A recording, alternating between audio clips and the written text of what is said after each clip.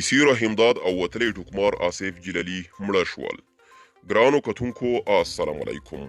افغانستان کې د دوو وتلو هنرمندانو آصف جلالی او اسدالله تاجزي چې د بي بي سي د تعلیمي پروژې نوی کور نوی ژوند ډرامې د داري برخې د لوبغاړو رحیمداد په نامه هم مشهور وو، له دې نړۍ سترګې پټې کړې.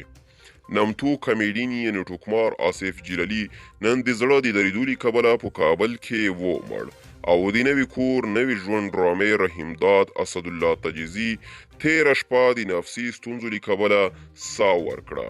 د دغو هنرمندانو د کومیډینانو مړینه د سینما او تیاتر ډګر کې لویه تشه بلل شوې ده. آصف جلالی چې په کاکا آصف هم مشهور وو، د چهارشنبې په ورځ کابل کې د زړه د دریدو له امله ومړ.